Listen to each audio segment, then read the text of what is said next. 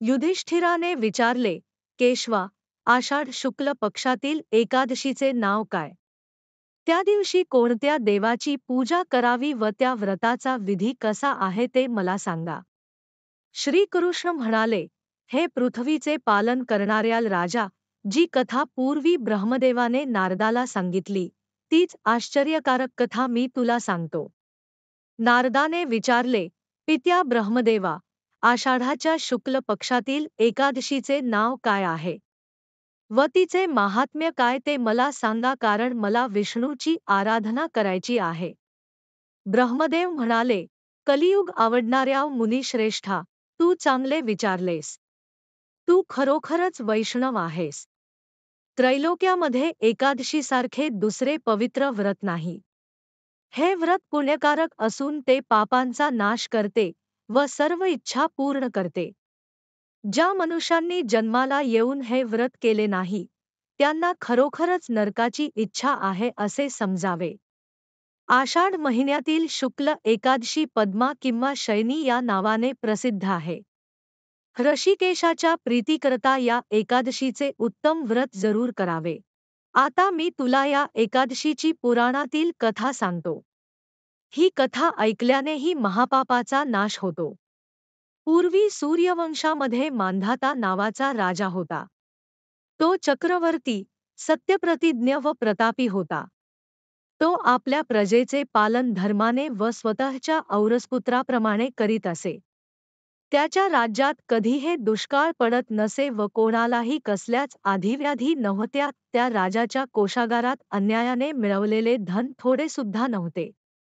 तो अशा प्रकारे राज्य करीत असताना पुष्कळ वर्षे लोटली. एकदा राजाच्या पूर्वजन्माच्या पापामुळे त्याच्या राज्यात 3 वर्षे पाऊस पडला नाही. त्यामुळे सर्व प्रजाजन वैतागले व भुकेने आर्त झाले. राज्यात धान्य अजिबात नसल्यामुळे देवयज्ञ, पितृयज्ञ, अग्निहोत्रे व वेदाध्ययन हे सर्व बंद पडले. तेव्हा सर्व प्रजाजन राजाकडे आले आणि म्हणाले, राजा, प्रजेला हिताचे ठरेल असे आमचे बोलणे ऐक. पुराणामध्ये पंडितांनी पाण्याला नारा असे म्हटले आहे. तेथे पाण्यातच राहण्याचे भगवंतांचे घरायण आहे, म्हणून तर भगवंतांना नारायण असे म्हणतात. नारायण सर्वांच्या हृदयात राहतो. हा भगवान विष्णू पर्जन्यरूपच आहे. पर्जन्याची वृष्टी तोच करतो. त्यातूनच अन्न निर्माण होते व अन्नातूनच प्रजा निर्माण होते. हे राजा, असा हा पर्जन्य नसेल तर प्रजेचा नाश होतो. तेव्हा नृपश्रेष्ठा, ज्यामुळे पाऊस पडेल व आमचा योगक्षेम चालेल असे काहीतरी कर. राजा म्हणाला, प्रजाजनांनो, तुम्ही सांगितले ते अगदी खरे आहे. अन्न हे ब्रह्मस्वरूपच आहे. सर्व चराचर जग अन्नामुळेच स्थिर आहे. सर्व भूतमात्र प्राणीमात्र अन्नातूनच निर्माण होतात.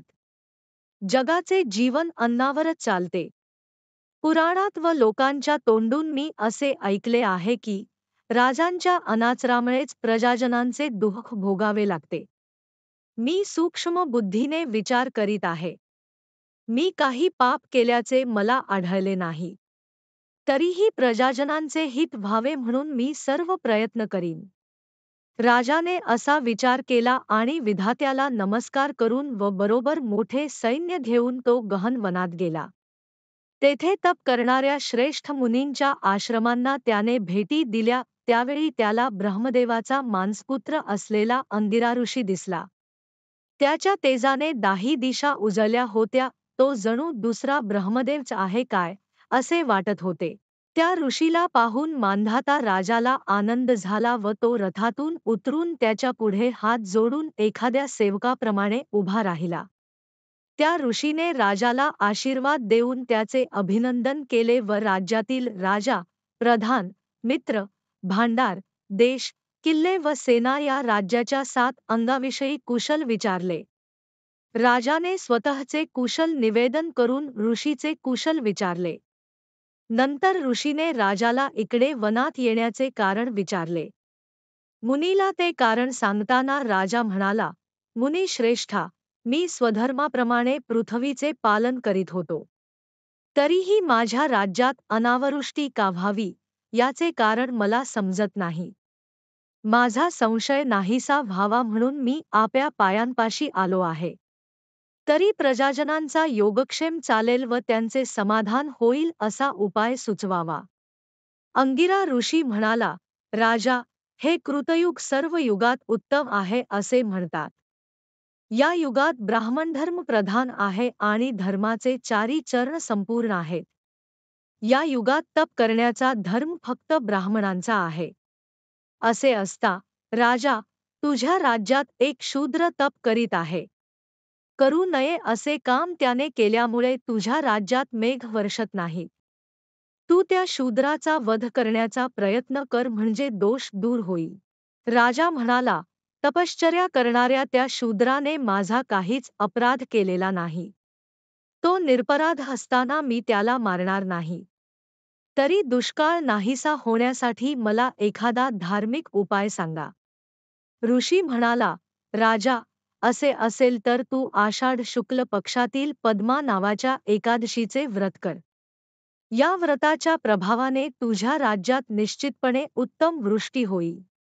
ही एकादशी सर्व सिद्धी देणारी आहे व सर्व उपद्रवांचा नाश करणारी आहे. राजा, तू आपल्या परिवारासह व प्रजाजनांसह या एकादशीचे व्रत कर. मुनीचे हे म्हणणे ऐकून राजा घरी परतला.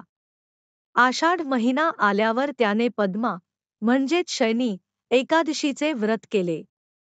ब्राह्मण, वैश्य, शूद्र या चारी वर्णांच्या प्रजाजनांनीही हे व्रत केले. राजा, त्या सर्वांनी असे व्रत करताच मेघांनी वर्षा सुरू केली. सर्व पृथ्वी जलाने भरून गेली व थोड्या दिवसातच शेते पिकांनी शोभू लागली. ऋषिकेशाच्या प्रसादाने सर्व लोकांना सौख्य लाभले. याकरिता पद्मा एकादशीचे हे उत्तम व्रत अवश्य करावे. हे व्रत ऐश्वर्य व मुक्ती देणारे व सर्वांना सुखदायक आहे.